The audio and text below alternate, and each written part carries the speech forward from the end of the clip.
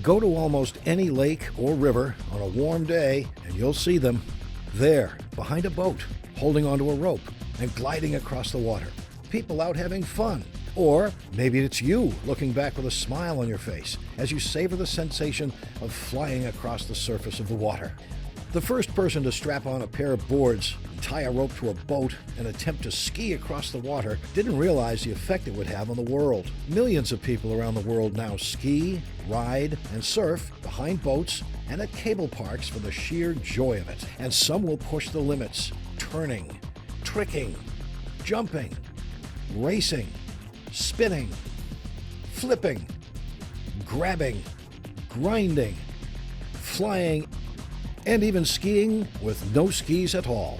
In this three-part series, we will look at all towed water sports, highlighting some of the history, innovations, and manufacturing technologies that have helped it become what it is today. Along the way, we'll find out the how and why of these sports by talking with their participants, from beginners at family outings to weekend warriors and world record champions. This is Boards on the Water.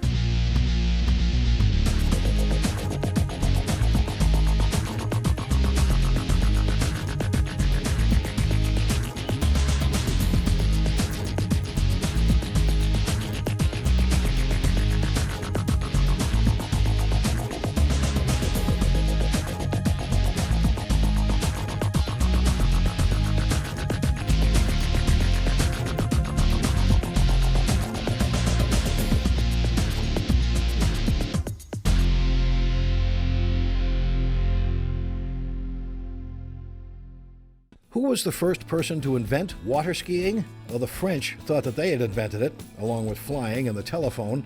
A man named Waller, who actually patented the first water skis, thought he had invented it too. But no, the real credit goes to a resident of Minnesota, the land of 10,000 lakes.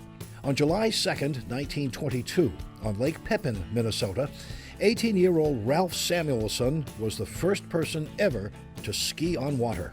Tired of riding an aquaplane, which was tied directly to the boat, Ralph wanted to be able to control where he went while he was being towed.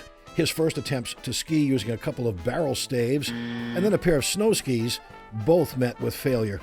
Realizing he would need more surface area to plane, as his brother's old launch could only do 20 miles per hour, Ralph bought a couple of boards 8 feet long and 9 inches wide. He used the hot water in his mother's washing machine to soften the wood so he could bend up the tips, and then slapped on some white paint and screwed some leather straps to the top to hold his feet. For a handle, he got an iron ring 4 inches in diameter from the blacksmith and tied it to the boat with 100 feet of sash cord. After many failed attempts, Ralph figured out the position he needed to be in to plane up and out of the water and became the first person to water ski. He would go on to many firsts as he demonstrated his sport to throngs of spectators. During one such demonstration, when he lost a ski crossing the wake, Ralph, always the showman, put his foot down on the remaining ski and finished the show, becoming the first to water ski on a single ski. In July of 1925, a swimming platform propped up on one end and covered with lard became the first water ski ramp, as Ralph sailed off it to become the first person to jump on water skis. And a month later, he became the first person to ski behind an airplane at the speed of 80 miles per hour.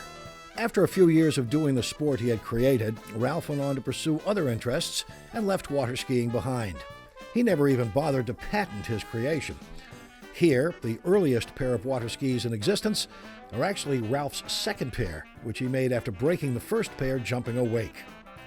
Ralph's exploits might have remained in obscurity if not for a reporter, Margaret Crimmins, who discovered the set of skis nailed to the wall of a Lake City boathouse in 1963.